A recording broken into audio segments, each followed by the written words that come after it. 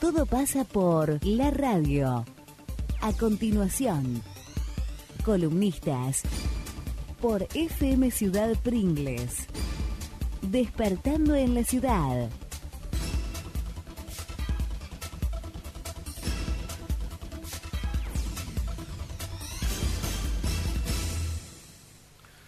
Muy bien. ¿Cómo le va, don Eduardo de Vega? ¿Qué dice usted? Buen día, Ricardo, Matías, buen día, Edu. La audiencia, Augusto, Delfina, que están también. Sí, tenemos todas las controles. Se me copó la radio, disculpe. Está toda la grey acá hoy. Bien, muy bien. Calculé yo que lo de finalizar muy arriba era con respecto al horario, no se referiría a otra cosa. No, bien arriba, bien punch. Power, mucho power. Bueno. ¿Qué tenemos? ¿Con qué un el tema, aperitivo, digamos? Dos temitas. Bien. Temas. Uno, la contestación, el cruce de contestaciones entre Cambiemos y el radicalismo local. Y el otro tema, un tema que usted me pidió que estudie, y yo hice los deberes, estudié. Exactamente. Que se refiere a una ordenanza municipal de hace unos años. Bueno, vamos por el primero. Tuve la novedad hoy de leer en algún medio local la carta que le envía el intendente Berterret como referente de Cambiemos a la Unión Cívica Radical y la posición tomada por el radicalismo a partir de esta carta, ¿no? Bueno, en esa carta, supongo que ya lo comentaron, pero lo que dice Berterret es que no va a hacer lugar a la apertura de listas que le pedía el radicalismo, que le pedía ocupar un cuarto lugar en la lista de octubre, y fundamenta diciendo que no va a abrir la lista porque sería modificar el acuerdo que tiene con el PRO, Compromiso Pringles, y que, bueno, de ninguna manera podría ir para atrás en algo que se acordó previamente. Y acá yo hago una lectura que me parece importante, ¿no? En ningún momento el intendente Berterret habla de los electores.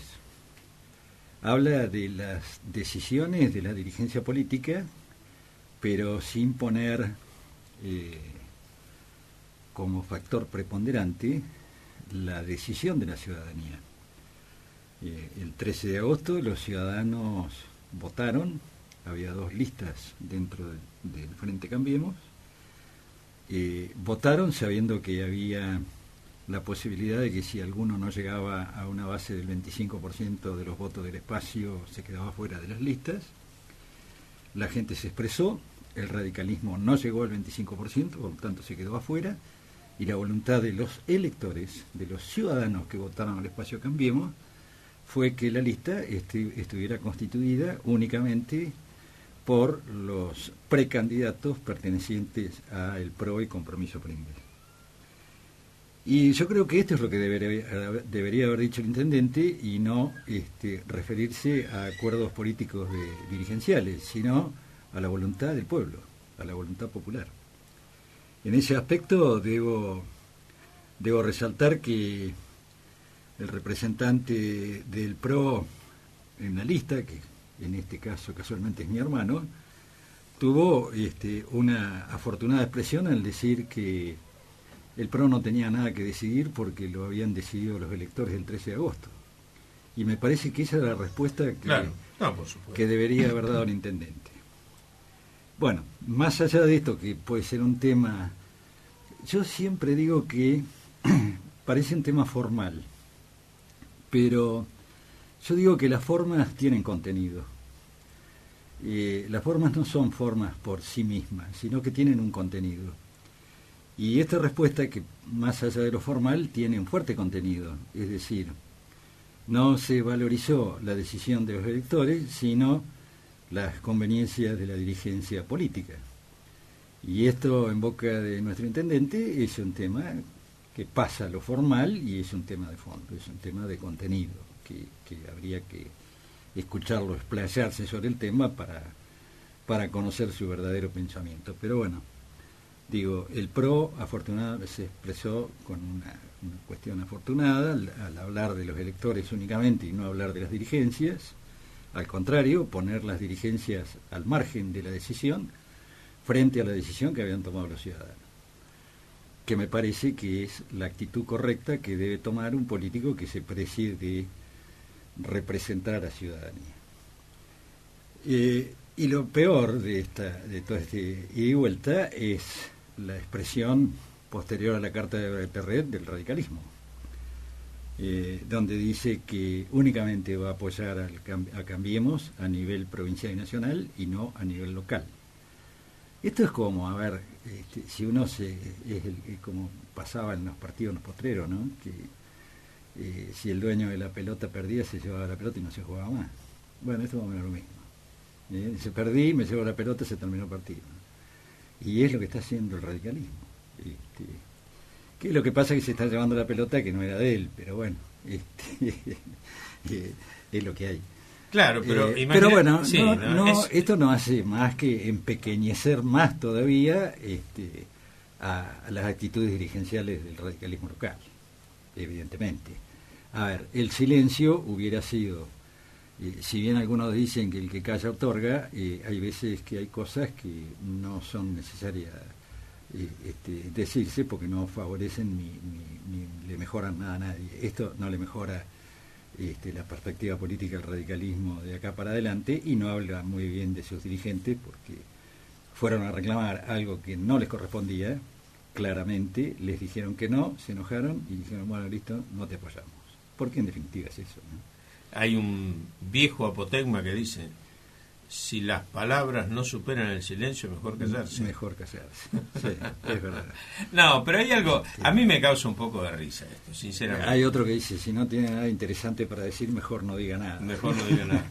Vos hace muchos años que andás en la política, y yo hace muchos años que soy un absoluto observador de la política, y alguna vez he tenido algún intento también.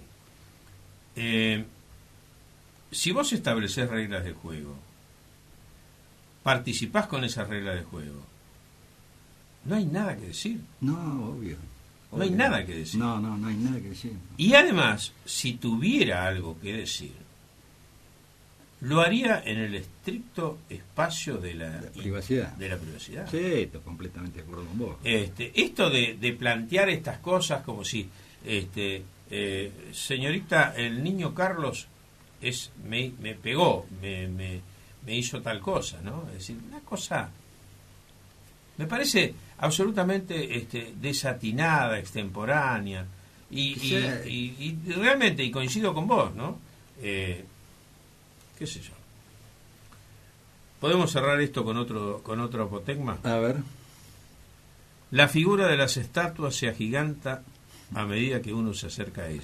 Sí. La de los hombres disminuye. Pequeñez. Sí. ¿Lo dejamos ahí? Sí, está bien. Lo cerramos ahí. Sí, lo dejamos ahí. Bueno, un hecho.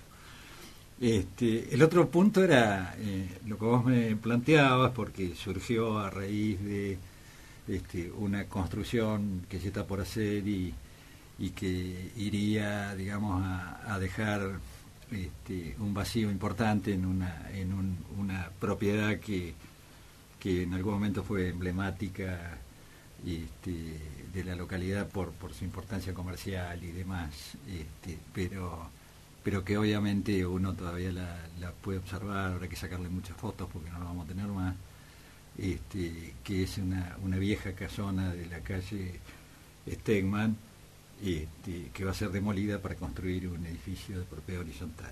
Y ahí lo que surgió fue que vos lo planteaste, el tema de cómo proteger nuestro patrimonio arquitectónico, y a partir de ahí la búsqueda de esta ordenanza que vos encontraste. Que le debo agradecer a José Bayúgar, hay que hacer mérito a quien sí, esta ordenanza debe estar en la página de sí, bueno, pero está bien. Pedida que fue, rápidamente me fue enviada. Bien, me parece muy bien. Bueno, esta ordenanza es una ordenanza del año 2007. Yo no estaba, bueno, vos el otro día decías que... No, claro, yo tenía un bache ahí. Yo entré en diciembre del 2007. Claro. Esto es de marzo del 2007. Es una ordenanza que, de acuerdo al número de expediente que tiene, entiendo que si no han duplicado letras, voluntariamente me refiero, ¿no? Aquellas que se inician con la letra D vienen del Departamento Ejecutivo.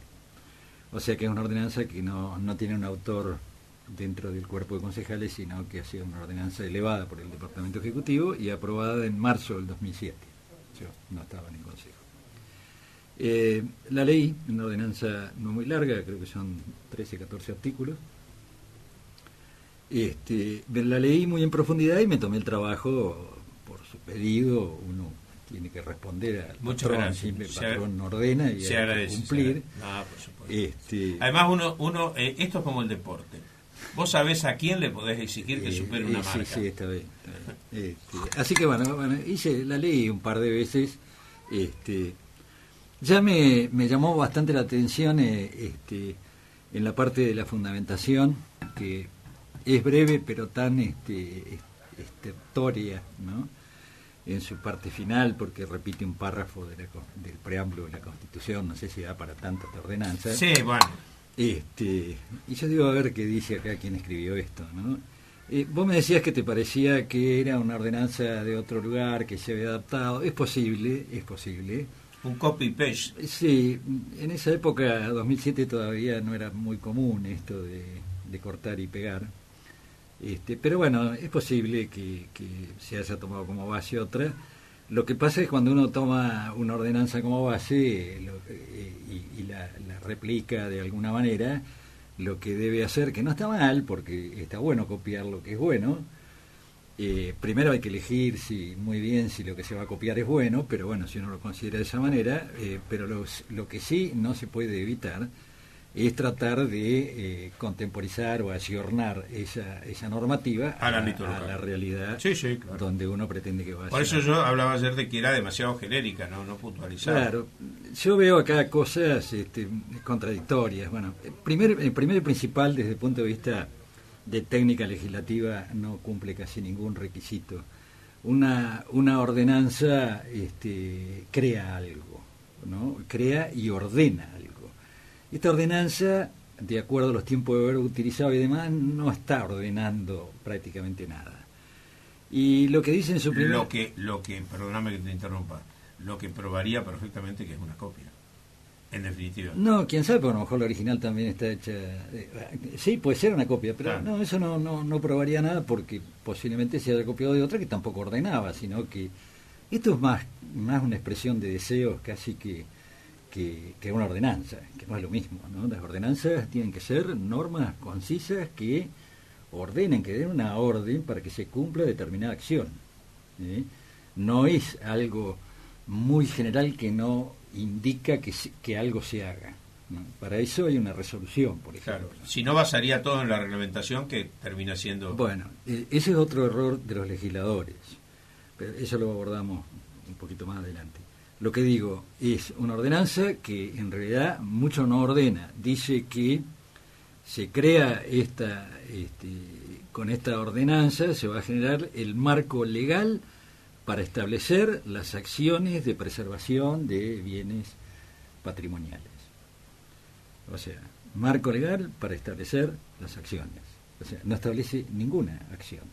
Crea un marco legal. Lo que debería haber ocurrido es que en los artículos siguientes sí ordenara las acciones a llevar adelante en cuanto a la preservación patrimonial, cosa que no ocurre.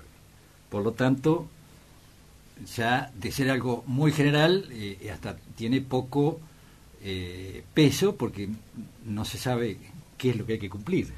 O sea, la ordenanza ordena algo que hay que cumplir. Acá no se entiende muy claramente qué es lo que hay que cumplir. Y una de las cosas que dice con error, pero bueno, uno eso lo ve en muchas ordenanzas, la vemos en la campaña de los candidatos. Hablan de la ciudad de Coronel Pringles, se olvidan que acá hay un distrito con una población rural y con una población importante como Indio Rico. Y generamos, y hablamos únicamente de la ciudad de Coronel Pringles, que es el casco urbano de Pringles. Eso es la ciudad. El resto es el distrito y Indio Rico es otra ciudad, otra localidad. Bueno, en el primer artículo se habla que la jurisdicción de la ordenanza va a ser la ciudad de Coronel Pringles. Y en el segundo artículo se habla de los bienes patrimoniales urbanos y rurales, con lo que ya la sacamos de la ciudad. De la ciudad, claro. Y de la cultura ciudadana y del campo, con lo que ya la sacamos de la ciudad. En el artículo tercero, otra vez habla de la jurisdicción en la ciudad de Coronel Pringles. En el artículo cuarto también se habla del patrimonio natural y cultural de la ciudad de Coronel Pringles. Y después se hace referencia a cuestiones que puedan estar en el ámbito rural. O sea, hay un desorden, digamos, dentro de la normativa. En el artículo cuarto, por ejemplo, se establecen una serie de aspectos que deberán ser tenidos en cuenta como patrimonio natural y cultural, y se utiliza una división donde se pone incisos con un número y una letra que nunca se repiten, o sea que no se entiende para qué está la letra o para qué está el número. Eso es falta de técnica legislativa. En el artículo quinto otra vez habla de la jurisdicción de la ciudad de Coronel Pringles. En los artículos segundo y tercero declara patrimonio cultural o natural conceptos. No declara nada, ningún bien, ni tangible ni intangible. Cuando hablamos de tangible son bienes muebles o inmuebles, cuando hablo de intangible hablamos de cuestiones de carácter más intelectual que no pueden precisarse, digamos. No son de carácter concreto. Pero lo que hace es, dice, declárase patrimonio cultural o natural y describe los conceptos de lo que es patrimonio cultural y natural, pero no declara nada como patrimonio cultural o natural. El artículo 8 declara de interés cultural que las declaraciones de interés cultural o natural o patrimonial de algún bien se van a tener que hacer a través de una ordenanza específica declarando ese bien de interés natural o cultural. Como consecuencia de eso después hay varias ordenanzas y decretos que no te los mostré. Está bien. Pero forman parte, digamos, se constituye un poco eso después a partir de esta ordenanza. Bueno, se supone que si algo se declaró de interés patrimonial, debió haber una ordenanza al respecto, ¿no? Que eso me parece que está bien. Ahora, esta ordenanza marco en realidad no, porque después cuando uno va a declarar de interés patrimonial, interés histórico, arquitectónico o lo que sea, un bien,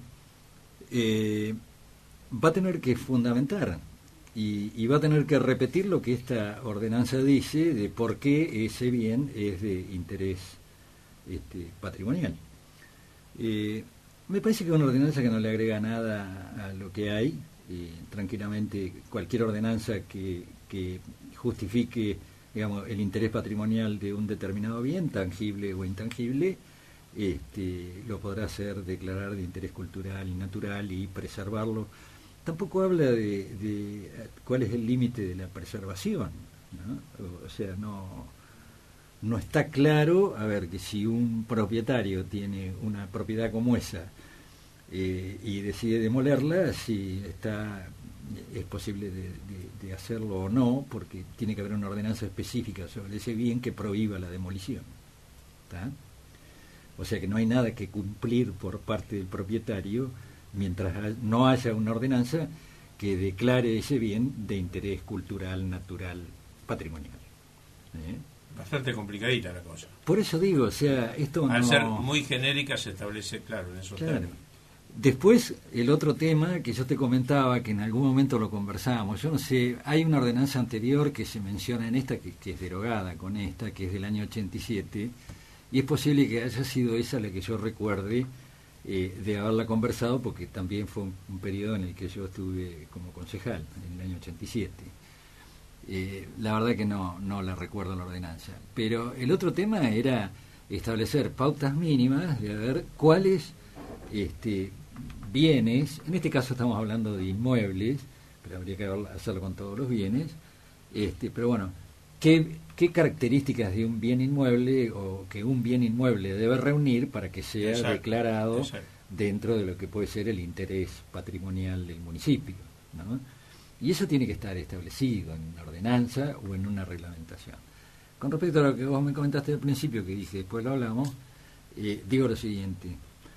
Los concejales tienen el concepto de que si reglamentan una ordenanza, avanzan sobre las potestades del Departamento Ejecutivo. Y eso no es verdad en un 100%. Lo que dice digamos, todo lo que hay escrito sobre la doctrina, sobre la función del legislador, del nivel que sea, municipal, provincial o nacional, dice que el legislador tiene que avanzar en la reglamentación de una norma todo lo necesario como para asegurarse de que el espíritu de la norma se cumpla, ¿sí? No le pide que avance en el detalle, pero sí en las reglamentaciones más generales que avance para impedir de que se desvirtúe lo que se está aprobando. Y lo que se hace, por ejemplo, con esta ordenanza, que se deja todo a reglamentar, posiblemente quien reglamenta, que va a ser el Departamento Ejecutivo, después desvirtúe la idea original.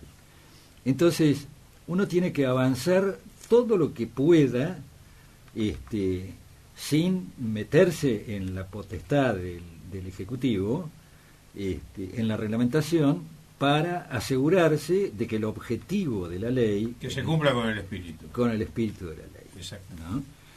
Entonces, a ver, por ejemplo, en este caso, yo diría, no puedo decir que el jefe de catastro tendrá que hacer un plano de la ubicación. No lo puedo decir porque esa es una función del Ejecutivo, ¿verdad? Él tendrá que decir quién va a hacer el plano. Si lo va a hacer el jefe de catastro o el ingeniero de obras públicas. Eso es una injerencia exclusiva del Departamento Ejecutivo. Pero lo que sí yo tengo que decir es que el Departamento Ejecutivo deberá hacer un plano de la ubicación del bien, ¿sí? Y no dejarlo librado a que el Ejecutivo decida si hace o no un plano. ¿Se entiende la diferencia? Sí, hay una diferencia notable. Uno reglamenta hasta donde puede, pero no metiéndose en lo que es una facultad exclusiva del otro poder, porque si no, no habría división de poderes. Bueno, yo veo esta ordenanza muy floja, no creo que resuelva los problemas de la preservación de los bienes culturales, históricos, arquitectónicos, naturales, etcétera, etcétera, del municipio a través de esta normativa. Evidentemente va a haber que hacer otra, si hay interés, y me parece que una de las líneas de trabajo es avanzar, establecer claramente el objetivo, muy claramente. Esto está muy difuso, es demasiado abarcativo. Creo que hay que hacerlo más acotado, porque tampoco tenemos una diversidad de cuestiones como para que no la podamos acotar en una ordenanza. Estamos hablando de una ciudad pequeña, de un distrito que, si bien es grande territorialmente, no tiene grandes... sí, a excepción que descubramos que hay un criptodonte. Bueno, pero eso se puede, sí, porque los ha habido y hay muchos restos fósiles. Pero bueno, digo, no hay una diversidad tan grande de cuestiones a preservar como las que puede haber en una gran ciudad, digamos, en la ciudad de Buenos Aires o conurbano o cualquier ciudad grande, ¿no? Nosotros tenemos más acotada la situación, o sea que uno puede hacer una ordenanza sin ser tan amplia y contemplar, o sea, cuando uno pone que lo antes mencionado, sin perjuicio de las cuestiones que podrían agregarse, uno deja la puerta abierta para incorporar, claro. Sí, por supuesto. No, a mí me pareció, para cerrar un poco el tema, Eduardo, que frente a una elección y frente a las preguntas que obviamente uno debe hacerle a los candidatos y también con la posibilidad de un nuevo debate, me parece un tema muy interesante a replantear, porque el otro día, común en las redes sociales, este tema cobró una avidez especial, no sé si lo seguiste. No. En algunos casos se levantó un poco la temperatura, como ocurre casi siempre en las redes sociales, pero creo que es un tema para plantear. Este tema está cerrado, el edificio se va a hacer y y la piqueta hará lo suyo y a otra cosa. Que no hay una ordenanza previa, por lo tanto no hay una infracción. No hay infracción. No sí es una verdadera pena que esto se pierda, ¿no? Pero bueno. Claro, porque uno cuando visita ciudades de Europa se da cuenta qué esfuerzo enorme hacen para preservar el hecho cultural de conservar un patrimonio arqueológico es fundamental. Sí, sin duda. En todo eso hay evidentemente una legislación que lo ampara. Por eso digo, como se planteó esa discusión y pareciera que por los términos y la participación que la gente tuvo, si tomamos a las redes sociales, no ya como el carácter de cosas juzgadas, pero no podemos desconocer que en las redes sociales pasa mucho de lo que piensa la gente. Y entonces, si pasa mucho de lo que piensa la gente y tenemos un proceso electoral de por medio, con una puntualidad ya dentro de un mes y días, lo vamos a tener. Me parece un tema interesante para que para instalarlo. Para instalarlo no son de los temas que desvelan a la gran mayoría de la sociedad, pero es un tema importante, porque tarde o temprano estos errores se pagan. Se pagan y se van a volver a repetir. Entonces, hoy en día, por ejemplo, hay algo, cada vez que se hace una obra pública o una obra privada de envergadura, lo que se exige es el impacto que causa esa obra sobre el entorno, ¿no? Lo que se llama el impacto ambiental de una obra. Sí. Bueno, y dentro de ese impacto, esas decisiones de impacto ambiental, sin ninguna duda habría que tener en cuenta cómo impactan esas obras, vuelvo a repetir, públicas o privadas, sobre los bienes patrimoniales, porque no es un tema menor.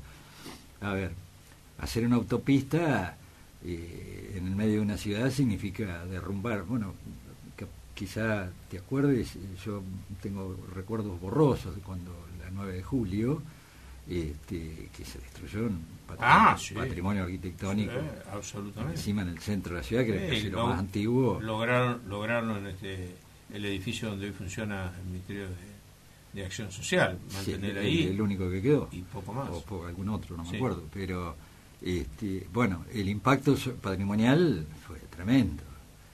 Y sin embargo, bueno, no se frenó el avance de una obra que, bueno, sí era tan indispensable. Hoy uno lo ve que sí, en el momento que se hizo, con la cantidad de vehículos que había, me parece que no era tan importante. Bueno, pero es una obra pero bueno, yo digo, está bien. Como no se acostumbraban a hacer autopistas elevadas en aquellos tiempos, es posible que haya sido una necesidad. Seguramente.